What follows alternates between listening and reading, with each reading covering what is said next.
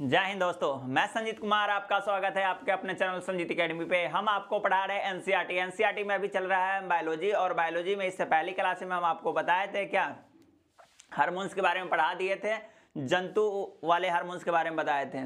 मतलब मानव में, और मानव भी एक प्रकार का जंतु होता है, दो पैर वाला।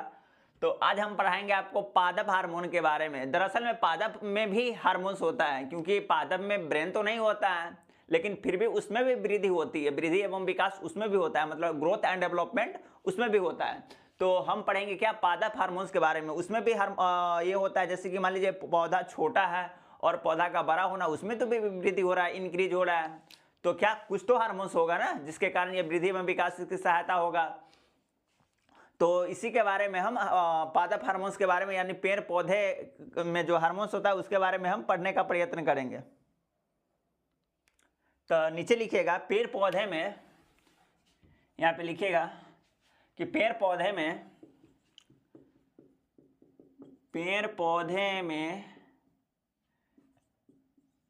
वृद्धि एवं विकास हार्मोन्स, पेड़ पौधे में वृद्धि एवं विकास हार्मोन्स या हार्मोन, पेड़ पौधे में वृद्धि एवं विकास हार्मोन्स, पेड़ पौधे में वृद्धि एवं विकास हार्मोन प्रतिरोधक क्षमता, क्या प्रतिरोधक क्षमता,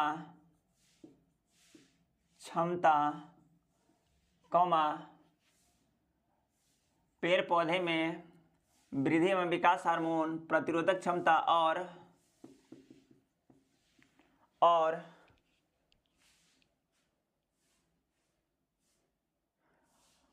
पेड़ पौधे में वृद्धि एवं विकास हार्मोन प्रतिरोधक क्षमता और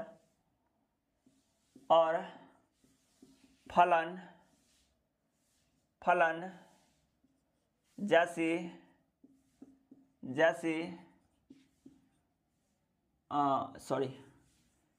क्या लिखेंगे, पेड़ और पौधे के वृद्धि एवं विकास हार्मोन्स प्रतिरोधक क्षमता और फलन के लिए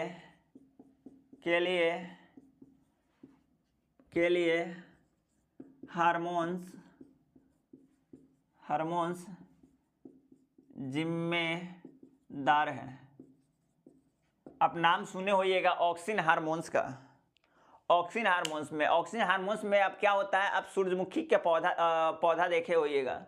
उसमें क्या होता है कि सूरजमुखी के पौधा में जिस तरफ से सूरज निकलता है उसी तरफ से सूरजमुखी का पौधा हो जाता है। मतलब सूरज पूरब से निकलती है तो आप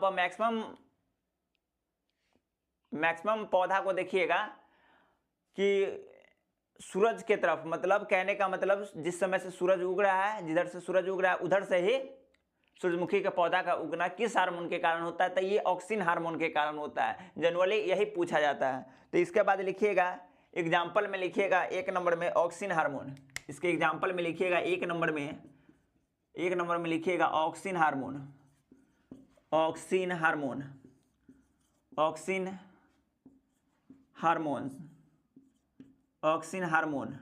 क्या लिखिएगा, ऑक्सिन हार्मोन। इसमें क्या होता है, तो जिस समय अभी आपको बताया कि जिस समय सूरज उगता है, मतलब जिस समय नहीं, जिस तरफ से, मतलब पूरब की तरफ से सूरज उगता है उसी के समय क्या होता है, पेड़ पौधे बढ़ने का प्रयत्न करता है। तो लिखिएगा यह पेड़ पौधे सूर्य की तरफ बढ़ता है, इसमें या इससे पेड़ पौधे सूर्य के तरफ बढ़ता है। बढ़ने का क्या, उस तरफ मुंह रहता है उसका, सूर्य की तरफ बढ़ता है। यह हार्मोन, लिखिएगा यह हार्मोन वृद्धि एवं विकास के लिए भी सहायक है। यह हार्मोन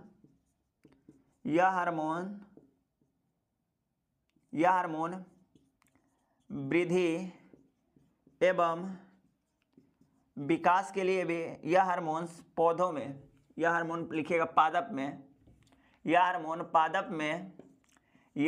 पादप में वृद्धि एवं विकास के लिए उत्तरदायित्व है, के लिए जिम्मेवार है, जिम्मेदार है। इसके बाद हम पढ़ेंगे जेबरेलिन हार्मोन। इसके बाद क्या पढ़ेंगे? जेबरेलिन हार्मोन। उसके बाद एक और पॉइंट लिखा है इसमें, प्रकाश संश्लेषण की क्षमता बढ़ाता है हार्मोन। यह हार्मोन लिखिएगा, यह हार्मोन प्रकाश संश्लेषण की क्षमता बढ़ाता है, प्रकाश संश्लेषण की क्षमता बढ़ाता है। यह हार्मोन प्रकाश संश्लेषण की क्षमता बढ़ाता है। इसके बाद पढ़ेंगे क्या? जेबरेलिन हार्मोन। इसके बाद क्या पढ़ेंगे? जेबरेलिन हार्मोन। या इससे पहले एक नोट बना के लिख लीजिएगा, इससे पहले एक नोट बना के लिखिएगा कि जैसे कि मान लीजिए पेड़ पौधों में अचानक पत्तियां मतलब गिरना, जैसे कि मान लीजिए कुछ पेड़ पौधे के नीचे जाते हुए कुछ पेड़ पौधा में हरा ही पेड़ पौधा का पत्तियां रहता है, लेकिन वह अचानक से गिर जाता है। क्यों गिरता है? प्रदूषण के कारण भी गिर सकता है, या उसमें ये ऑक्सीजन हार्मोन की कमी के कारण भी पेड़ पौधे की पत्तियां जल्दी गिर जाता है। तो यही नोट में लिखिएगा। तो आइए नोट में लिखिए,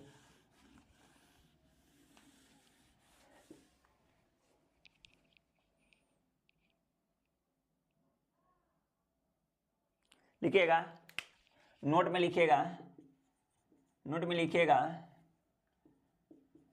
पेड़ पौधों में क्या? पेड़ पौधे में या लिखिए प्रदूषण के कारण, पेड़ पौधे में नहीं लिखिए, पहले लिखिए क्या? प्रदूषण के कारण और ऑक्सीजन हार्मोन्स के कारण, ऑक्सीजन हार्मोन के कारण पेड़ पौधे में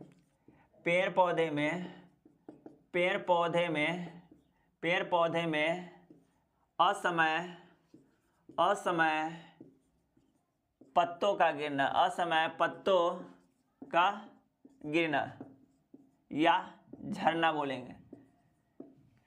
पेड़ पौधे में प्रदूषण के कारण हो या ऑक्सीजन की कमी के कारण हो, असमय पौधा गिरता है। तो आपसे पूछेगा असमय पौधा गिरना किसके कारण? इसमें जनरली दो ही पूछेगा आपसे, हम टिक लगा देते हैं। पादप हार्मोन में भी ये आपसे पूछेगा। ऑक्सीजन मतलब पेड़ पौधे सूर्य की तरफ बढ़ता है, ये पादप हार्मोन के लिए विकसित है, ये सब ज्यादा इंपॉर्टेंट है। उसके बाद ये नोट वाला ये इंपॉर्टेंट है, ऑक्सीजन हार्मोन के कारण असमय पत्तों का गिरना। असमय पत्तों का गिरना मतलब ऑक्सीजन हार्मोन्स के कारण होते हैं। इसके बाद लिख लेगा जिबरेलिन हार्मोन। इसको हम आपको बताते हैं जिबरेलिन हार्मोन में आप देखते होइएगा, जिस तरह से मतलब मानव में यानी मेल या फीमेल हो, मानव में भी कुछ बच्चे को देखिएगा बौनापन हो जाता है, तो वह बौना होता है। तो क्या उसके लिए बॉर्नविटा होता है ना, जो काम बिल्कुल नहीं करता है, सिर्फ प्रचार के लिए ठीक है। तो जिस तरह से मान लीजिए कि कुछ हार्मोन्स होती है जो मानव में हाइट बढ़ाने के लिए जिम्मेदार होता है, उसी तरह से क्या हो गया, जब भी बौनापन की बात आए तो कौन सी हार्मोन होगा? जिबरेलिन हार्मोन होगा। क्या होगा? जिबरेलिन हार्मोन होगा। तो आइए लिखते हैं जिबरेलिन हार्मोन के बारे में। ये आप लिख लीजिएगा। चलिए इसको मिटा देते हैं। टॉपिक लिखिएगा जिबरेलिन हार्मोन। इसको लिख लीजिएगा, नहीं लिखिएगा तो वीडियो रोक कर लिख लीजिएगा।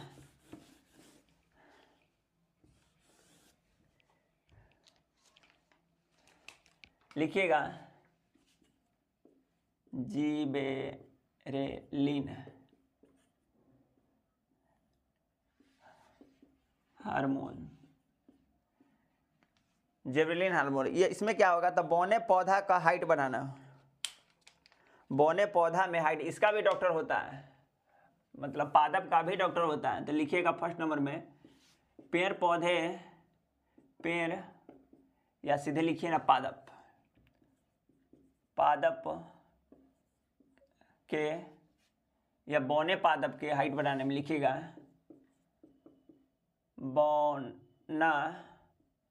बौना पादप के हाइट, मतलब बौने पादप के क्या होगा? बौने पादप को बढ़ाने के कार्य में, बौने पादप को बढ़ाने का कार्य करता है कौन हार्मोन? Gibberellin hormone. यही इंपॉर्टेंट है इसमें यही इंपॉर्टेंट है, यही मैक्सिमम टाइम पूछता है। यह भी वृद्धि एवं विकास में सहायता करता है। क्या करता है? यह भी वृद्धि एवं विकास में सहायता करता है।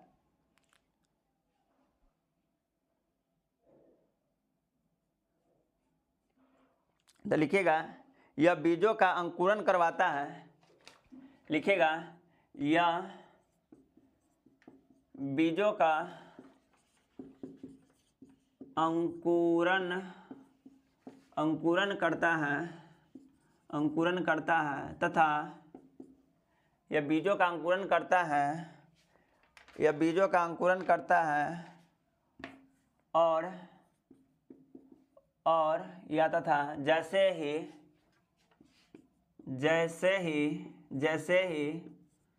नमी या मिट्टी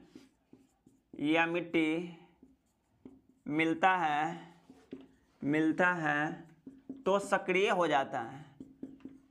कहने का मतलब जब भी इसको नमी और मिट्टी मिलेगा तो क्या होगा? सक्रिय हो जाता है।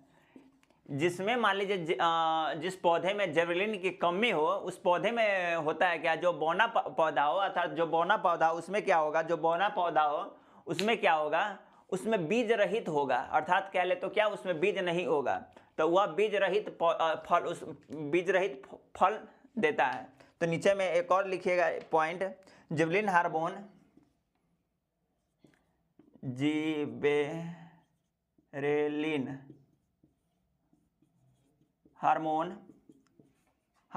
बीज रहित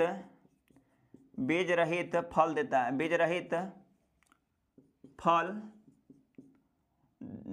है, और जो बीज रहित फल देता है ना वो काफ़ी छोटा बीज रहित फल देता है तथा छोटे छोटे आकार में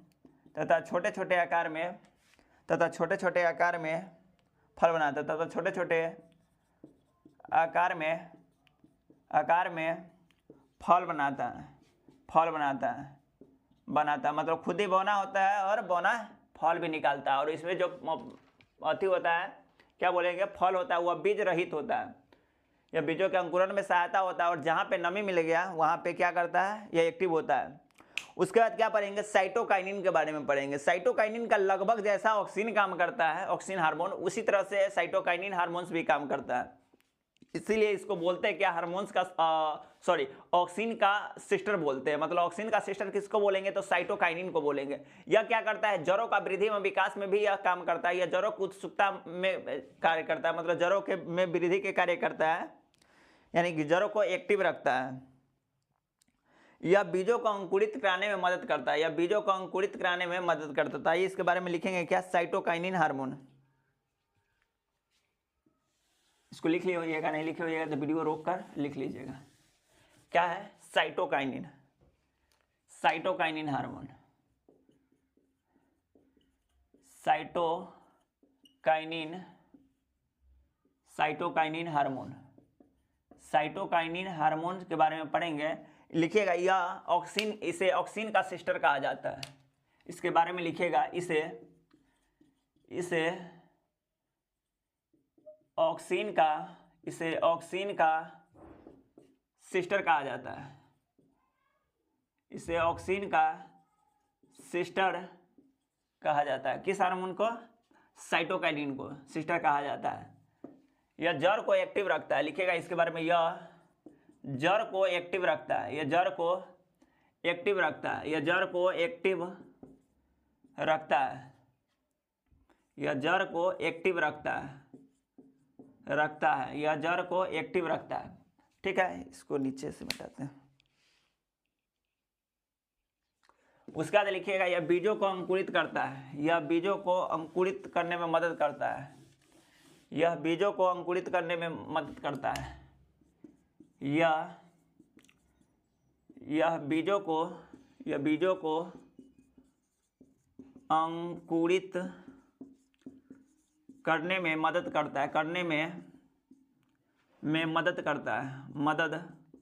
करता है। उसके बाद लिखिएगा इसे वृद्धि एवं विकास हार्मोन भी कहते हैं। इसे वृद्धि एवं विकास हार्मोन भी कहते हैं, वृद्धि एवं विकास हार्मोन्स से वृद्धि एवं विकास हार्मोन्स कहते हैं, से वृद्धि एवं विकास हार्मोन भी कहते हैं। चलिए हो गया क्या साइटोकाइनिन के बारे में। इसके बाद हम पढ़ेंगे क्या एब्सिसिक अम्ल। क्या पढ़ेंगे एब्सिसिक अम्ल। एब्सिसिक अम्ल में क्या होता है, तो आप अपने घरों में देखे होइएगा,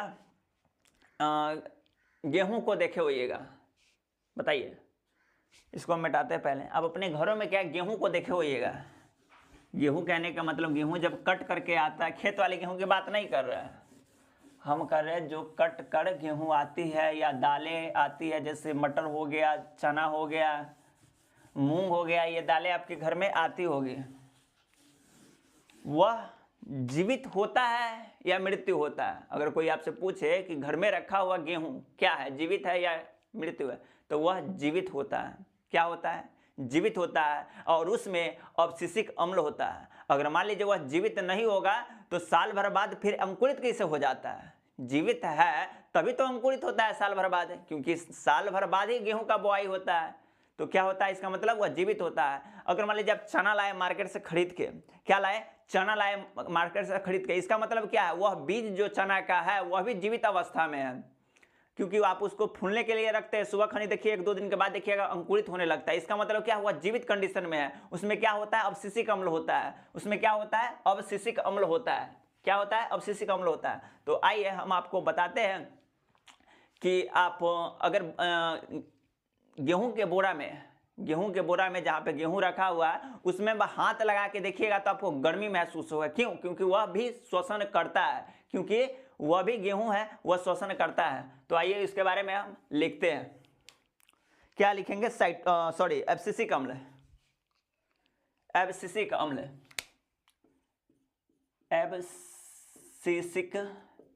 एब्सिसिक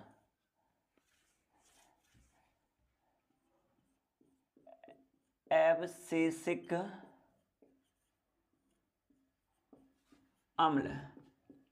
एब्सिसिक अम्ल यह क्या कार्य करता है, तो यह सुसुप्ता अवस्था में बनाए रखता है और यह लंबी समय तक के लिए रहता है। लगभग क्या आप साल 2 साल भी रख लीजिएगा, जब तक उसमें कुछ बैक्टीरिया या कुछ जीवाणु उसमें ना लगे, जब तक वह खराब नहीं होता है। तो आइए उसी के बारे में लिखेंगे। यह बीजों को सुसुप्ता अवस्था में रखता है। लिखेगा,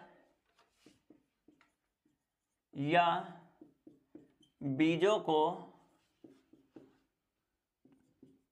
सुसुप्ता अवस्था में रखता है। यह सुसुप्ता अवस्था में रखता है, अर्थात यहाँ पे सुसुप्ता अवस्था में रखता है तो ब्रैकेट में लिख दीजिएगा सोने की अवस्था। सोने की अवस्था, सुसुप्ता अवस्था मतलब सोने की अवस्था। आपको ये ध्यान रहेगा, अवस्था ये आपको क्या ध्यान रहेगा। सुसुप्ता अवस्था सोने की अवस्था में रहता है, सोने की अवस्था में रहता है और लंबे समय तक रहता है, और लंबे समय तक जीवित रहता है।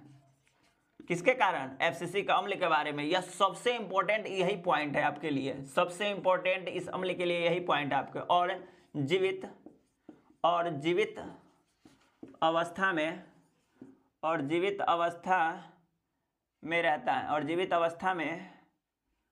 अवस्था में लंबे समय तक रहता है, लंबे समय तक रहता है, लंबे समय तक रहता है,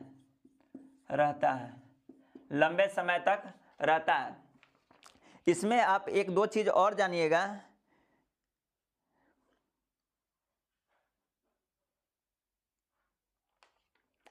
लिखिएगा, यह श्वसन के भी क्रिया करता है। लिखिएगा, यह मतलब एब्सिसिक अम्ल हो गया, यह श्वसन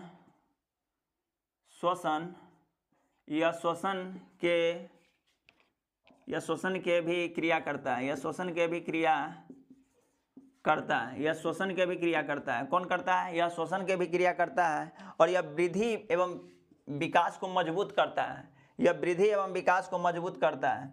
यह मतलब वृद्धि होता है क्या, वृद्धि एवं विकास को मजबूत करता है। यह वृद्धि एवं विकास को विकास को मजबूत करता है, वृद्धि एवं विकास को मजबूत करता है, मजबूत करता है, मजबूत करता है। चलिए इतना लिखिए।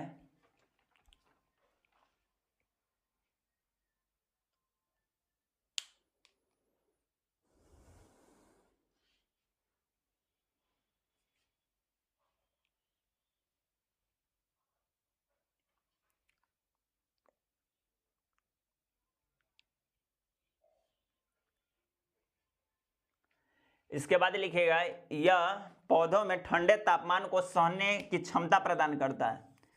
यह पौधों में यानी पादपों में, यह पादपों में ठंडे तापमान को सहने में मदद करता है,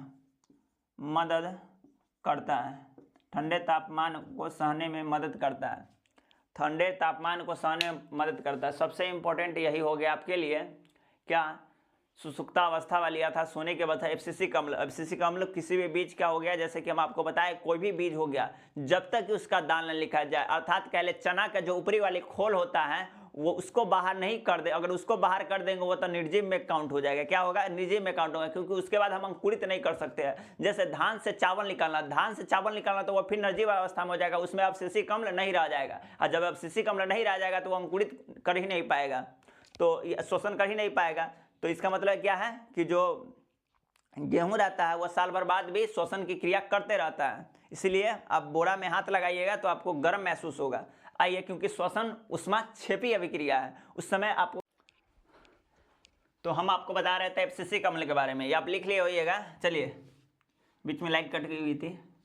अब हम इसके बारे में इसके बाद हम बताएंगे क्या, एथिलीन हार्मोन के बारे में। एथिलीन हार्मोन के बारे में आपको पता होगा, नहीं पता है तो हम आपको बता रहे हैं। एथिलीन हार्मोन से होता क्या है कि जैसे आप आम खाते हैं ना, पेड़ पर से गिरता है तो आप आम खाते हैं, या पका केला खाते हैं पेड़ पर का, तो ये सब क्या होता है, आम क्या चीज़ के कारण पकता है, मतलब कोई भी अगर फल है वह डायरेक्ट अगर पेड़ पौधे पे ही पक जाए तो वह एथिलीन के कारण पकता है। कौन हार्मोन्स के कारण पकता है? तो एथिलीन हार्मोन के कारण पकता है। लेकिन जब हम उसको यदि पकाए, तोड़ कर पकाए, आम या केला को तोड़ कर पकाए, तो वह किसके कारण पकता है? एसिटिलीन के कारण पकता है। उसमें जो यूज होता है वह कार्बन कार्बाइड के द्वारा भी हम पकाते हैं, तो वो तो केमिस्ट्री का टॉपिक हो गया। आइए हम लिखते हैं ethylene, ethylene, ethylene hormone, ethylene hormone, ethylene hormone. Ethylene hormones के बारे में पढ़ेंगे। यह क्या करता है? तो यह फल को पकाने के काम, यह प्राकृतिक तरीके से, मतलब यह नेचुरल तरीके से फल को पकाने का कार्य करता है। तो लिखिएगा इसके पॉइंट, यह प्राकृतिक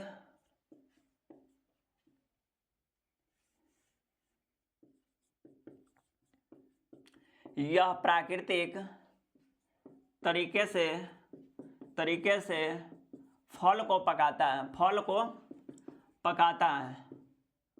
यह प्राकृतिक तरीके से फल को पकाता है। ठीक है, क्या करता है? फल को पकाता है। ये उसका लिखिएगा, यह एथिलीन जो हार्मोन होता है, यह एकमात्र हार्मोन है जो गैसीय अवस्था में रहता है। मतलब क्या, मतलब पेड़ पौधे में अर्थात पादपों में यह एकमात्र है। तो लिखिएगा पादपों में यह एकमात्र हार्मोन है, यह एकमात्र हार्मोन है जो, यह एकमात्र हार्मोन्स है जो गैसीय अवस्था में रहता है। जो क्या रहता है? गैसीय अवस्था में रहता है, गैसीय अवस्था में रहता है, गैसीय अवस्था में रहता है, गैसीय अवस्था में रहता है। चलिए, इसके बाद यहीं पे आप नीचे एसिटिलीन के बारे में भी जान लीजिए। जबकि यहाँ पे नोट में लिख दीजिएगा, ये नोट में लिख दीजिए, नोट में लिखिए, जबकि कृत्रिम रूप से, जबकि लिखिएगा, नोट में लिखिएगा, जबकि कृत्रिम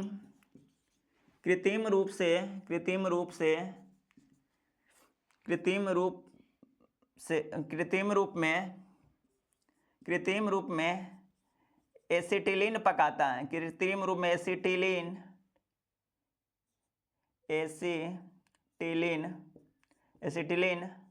पकाता है, एसिटिलीन फलों को पकाता है, एसिटिलीन फलों को पकाता है, एसिटिलीन फलों को पकाता है।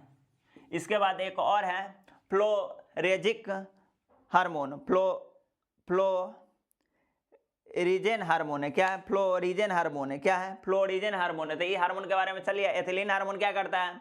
तो एथिलीन हार्मोन करता है क्या? फलों को पकाने का कार्य करता है प्राकृतिक रूप से, अर्थात जो पेड़ पौधा अपने आप फल को पका दे, तो कौन सी हार्मोन के कारण होगा? एथिलीन हार्मोन के। यह एकमात्र हार्मोन है पादपों में जो गैसीय अवस्था में रहता है, जबकि एसिटिलीन हार्मोन हो गया वह क्या होता है? फलों को कृत्रिम रूप में पकाता है। चलिए लिख लीजिएगा।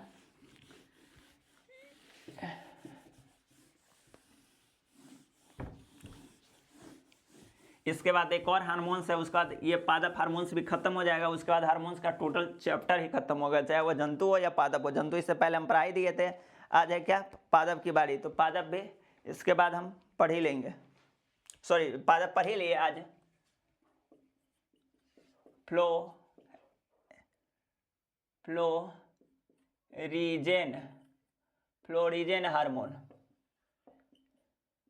Florigen hormone.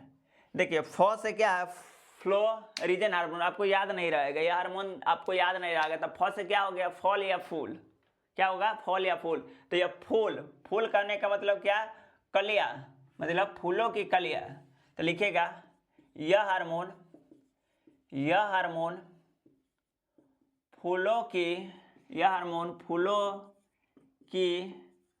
कलियां, यानी फूल के जो कली होता है उसके वृद्धि में सहायक होता है। फूलों की कलियों को खिलने में या वृद्धि में, फूलों की कलियों को खिलने में सहायक होता है।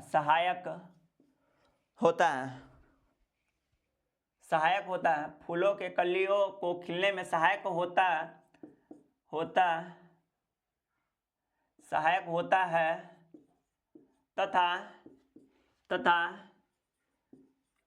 तथा यह फूल बनने में मदद करता है। यह कलियों से क्या? कलियों से फूल बनने में मदद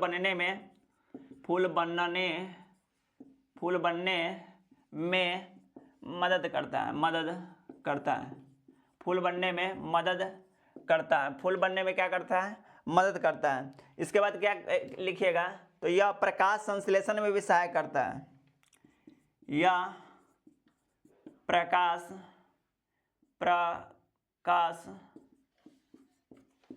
संश्लेषण में भी सहायता, यह प्रकाश संश्लेषण में पत्तियों को सहायता करता है। पत्तियों को सहायता करता है। तो बस इतना ही पादप हार्मोन था। पादप हार्मोन हो गया क्या? The ended.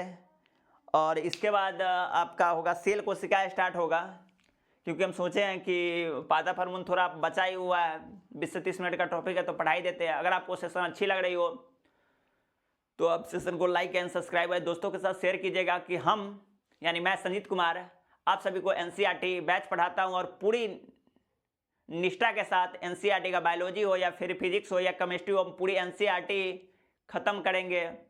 तो आप अपने दोस्तों के साथ बताइए कि संजीत एकेडमी पे एनसीईआरटी वाली बैच चल रही है। चलिए, थैंक यू, धन्यवाद।